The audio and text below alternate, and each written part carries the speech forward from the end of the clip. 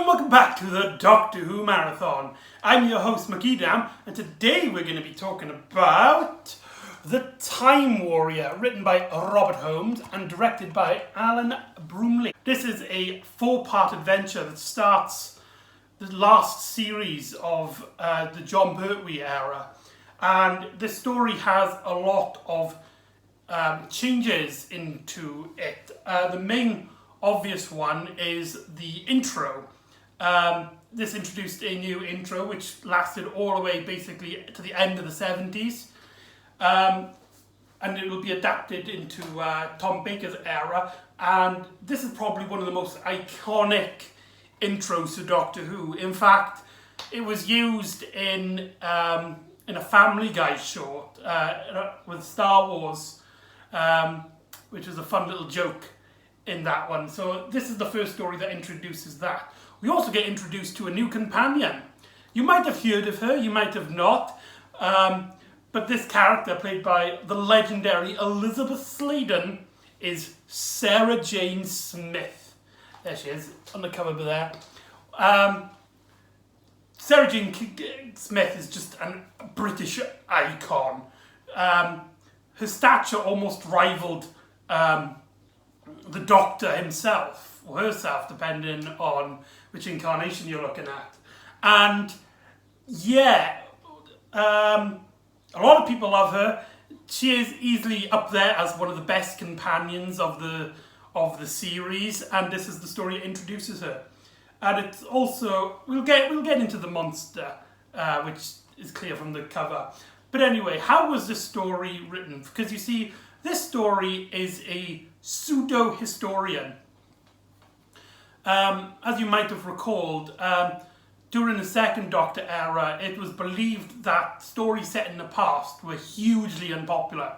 So they were kind of faded out for more temporary and future stories. So it's strange how we got this story.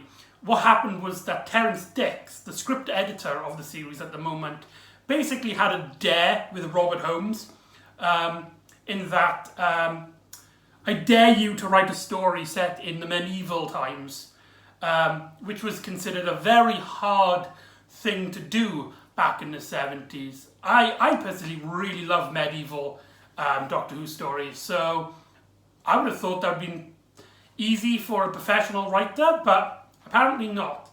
And so that's how this story came to be.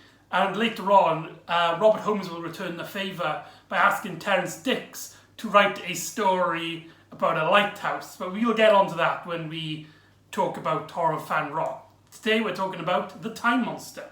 So the story starts off with set in the medieval times, and we get introduced to this character, Ironheart, I believe his name is. Doesn't say. Ironheart, I believe his name is. And I just really love this character. He's over the top, but he's still a very well played character. He's basically a high-tempered, conquering. Basically, I think would you count him as a warlord? I don't know. But anyway, he basically feels like he should run the place. And one night, a star comes a-falling from the sky, and so they set off to look at it. And it turns out to be an alien spaceship, with the aliens being the Sontarans. Yes, this is the first time in terms of the show, in real life history, that the Sontarans appeared. Of course, for us, they've appeared before in the audio drama Peep Show, and there's another story I consider canon called The Sontarans with the First Doctor, which is an audio drama. This story actually does suggest that the Doctor has met the Sontarans before. He says like he's met them before. So it's very interesting they did that. I really like the idea of meeting monsters that we haven't met before, but the Doctor has. I really like this idea. And anyway, so we get introduced to this Sontaran, Lynx, who is this general who's come crashing onto the Earth because his ship is broken down, and so he needs the help of these humans, and he rewards them with new weapons. And this Sontaran, he's like a kid playing with ants. It's just something to keep him amused with these characters who really like war and pillaging villages and stuff like that.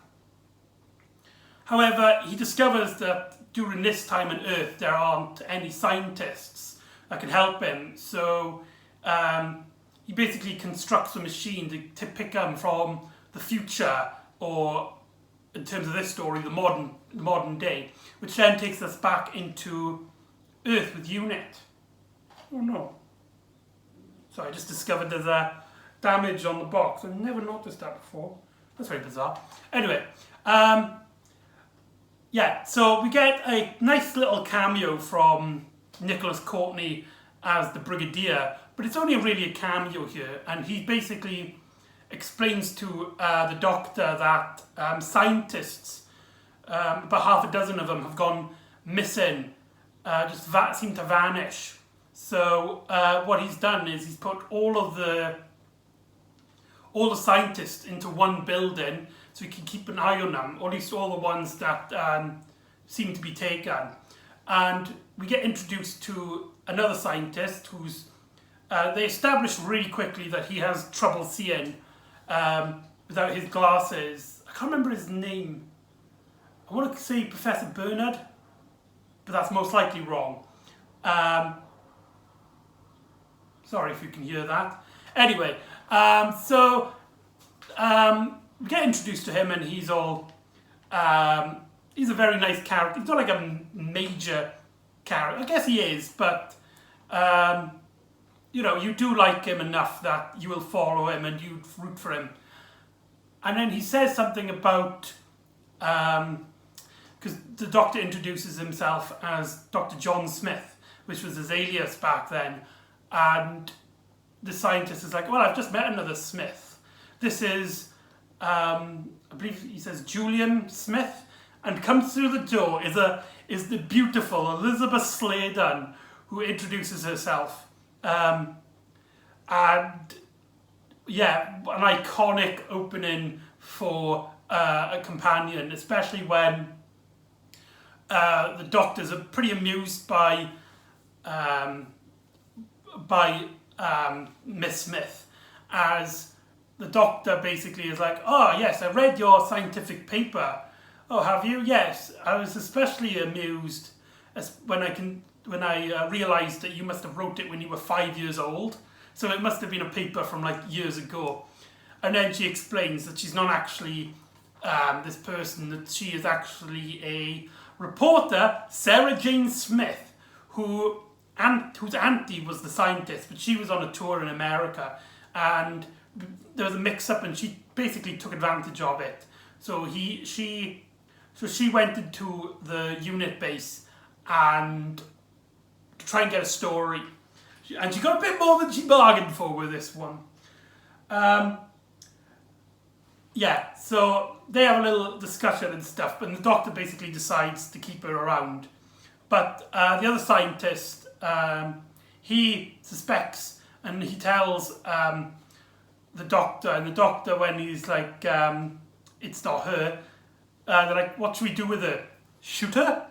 I love that reply from the Doctor. It's a very funny line. However, the scientist then goes missing, seeming to be come out of thin air, and the Doctor uses a time device to track it to the medieval times, and so he follows her. But before he does, he talks to the Brigadier, and whilst he's talking to him, Sarah Jane actually goes into the TARDIS, thinking that the scientist might have gone in there. And we get a very great line, which is one I quote a lot, which goes something along the lines of, the Brigadier is basically mentioning how the Doctor can't really fly the TARDIS properly, and you know, he has trouble from getting from A to B, and the doctor says like, the straight line might be the most effective, but it's by no far the most interesting. Ta-ra! And he goes into TARDIS and flies off to medieval times. And then when he goes to medieval times, he's like, well done, old girl. You've landed us in the right time and place for once. And then he walks off, and then Sarah Jane walks off as well. And story basically falls there as Sarah Jane is quickly captured by Ironheart's knights, who have basically, she thinks, Sarah Jane quickly gets captured by Ironheart's guards, who she thinks are like a pageant or like a film crew. And it really establishes her as a feminist icon, as she takes no nonsense from men, and at this point in time she doesn't know about time travel, so she's basically like, you people are bloody ridiculous, and she's basically like, you know, showing Sarah Jane how cool she is. Then Lynx. So Lynx comes in and he sees Sarah Jane and uses a mind thing to open her mind, and she tells him about the Doctor and the time machine, and she doesn't understand it and stuff. And so she is then captured. However, after a small rescue from this archer, was it the Doctor who... No, the Doctor saved her. And the archer helped her again get away to go to the king of the land, or like a nobleman of the land. And so Sarah Jane basically thinks that the Doctor has kidnapped the scientist and taken him to this time to use as Strax and Ironheart's scientific experiments. So Sarah Jane's plan is to try and capture the Doctor, and the Doctor is then captured by Lynx, as the Doctor discovers about the scientists basically being mind controlled to keep working with no regards to their health or what they eat in and stuff.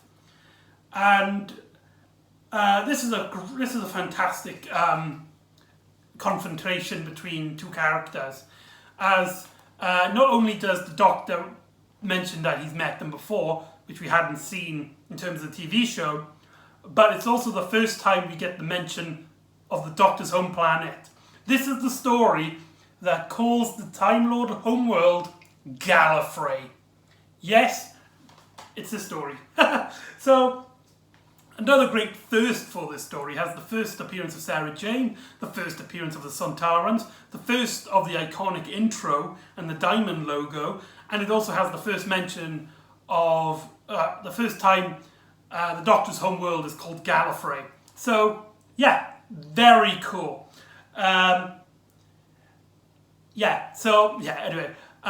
So the Doctor gets put into this device where he is forced to use to help Lynx, but however the blind scientist was there. Now he didn't get hypnotized because of his blind sight, so the Doctor basically theorizes that he's hypnotizing him by something visual. So this character's blindness becomes a big part of the story, as if it wasn't for his blindness he wouldn't have been able to save the day. And he helps the Doctor get out of the machine. And there's a great moment in which the Doctor's basically telling him to come with him because he's trying to free him. And the scientist is just like, no, I want to stay here. You go on your own will, but I'm enjoying feeling around and looking at the remarkable quality of this medieval time, not realising, he's time travelled. And so the Doctor buggers off, but But whilst this is happening, Sarah Jane, the archer, and a few guards are attacking Ironheart, his castle, so that they can capture the Doctor. And a very cool actiony scene with the Doctor nearly being beheaded, but only saved by the archer hitting the axe out of his hand, and the Doctor running away. And there's a great action scene. So this story is placed very well. You never get bored by it. There's always something happening. And when Sarah Jane discovers, basically the Doctor goes into the castle and discovers, they discover that he's not actually working for them, he's actually the good guy. And so he's willing to help them to stop Ironheart, because all the king put the knights to war, so it's left this man defenseless against Ironheart's ruthless plunging. So the Doctor basically comes up with a plan to make a bunch of puppets and use stink bombs. And Links, he comes into the battle basically watching to be amused, and we get the iconic line about how he's like a kid getting the red ants and the white ants to fight each other. An iconic line. And that scares him off for a bit, but the Doctor then realises that that's not going to work. So their only plan is to take Ironheart's castle, only they might not even have to, because Lake's ship will explode and destroy the castle. So that's all great and all, but the Doctor doesn't want anyone to die. He doesn't even want Ironheart to die. So the Doctor basically goes on a mission to go in there and disguise themselves as monks. Is a very cool scene, and they go into the castle, and Sarah Jane basically roofies them, but put stuff in their wine, and they fall asleep, and the archer then disarms them, and the Doctor then confronts Links. We had a great scene of the Doctor basically trying to reason with him, and he's like, if you send these people home, I will help you. I will help you get home. Just leave all the weapons that you've made for them here, and when this castle is destroyed, history will be put back in order. You know, just let everybody safe. And Links is just like, I don't care about anybody, and then just shoots the Doctor in the face. So yeah, that's a really iconic moment. Now, we get some really funny moments. Earlier on in the story, Links had made Ironheart a robot. However, something went wrong with it, and so Links decides to make another robot that works with his voice. Now, at this point, the Doctor has basically told that the air vent on the back of a Sontaran's neck is their weak point, and the blind scientist, whacks the Sontaran in the back and knocking him out, and helps the Doctor. Now the Doctor, what he does is he dresses up like the robot to go to Ironheart and convince him that everything's fine, whilst the scientist is sending people home. But Ironheart just doesn't take no for an answer. At this point in the story, Ironheart and Links are bickering with each other constantly. They help each other only to benefit themselves, and I really like the chemistry here. The villains in this story are amazing, but I digress. A cool action scene in which the Doctor is said to fight off a few of Ironheart's guards until they realise he's the Doctor, in one of the most funniest scenes, in which Ironheart basically asks him to put up his helmet, and the Doctor goes, I wouldn't do that. It might give you a seizure. Ironheart opens the helmet, revealing it's the Doctor. I told you! And then tries to run it off, but fails. So it has some really great lines. Robert Holmes has just a knack for comedy. So Ironheart uses here the Doctor to... I just realised I'm telling the story all backwards. Never mind. I don't know what I am now. Let's just skip to the ending. So Ironheart and his men are all sleeping and stuff, and the Archer has put their swords off and tells them all to run away. And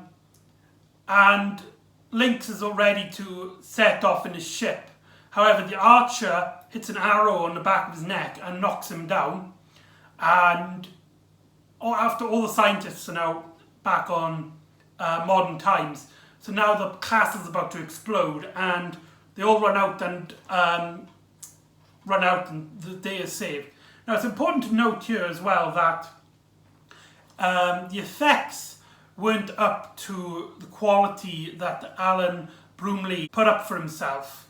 And so when it came to the DVD, he actually requested a special edition with new added effects, which is the version I watched. You can access it by the special features on the DVD. So this is the one I watched, and the castle, I don't like the effect of the new castle explosion, but I personally prefer the original. But there are some great special effects that were a necessary add, in my opinion, especially the right at the start when you see the Centauran ship landing. But yeah, and so Doctor and Sarah Jane say goodbye to all the medieval characters, and so go into TARDIS and fly off, ending our story. So that's the Time Warrior. It is just fantastic. It might not be an in-depth story. It doesn't have a lot of drama, and it doesn't have anything really to say in terms of what, like, it doesn't like ask you to try and like think about the plot. It's just there to have a fantastic, great time, and it introduces one of the best companions. It introduces one of the best monsters. So overall, it's a great time, and it's 4 parts long, which is the shorter runs of the John Pertwee era. So highly recommended. I don't think you can call yourself a Doctor Who fan if you haven't watched The Time Warrior. So join me next time where we meet prehistoric monsters and we get a betrayal from a beloved friend. So join me next time for the invasion of the dinosaurs. See you then on the Doctor Who Marathon. Ta.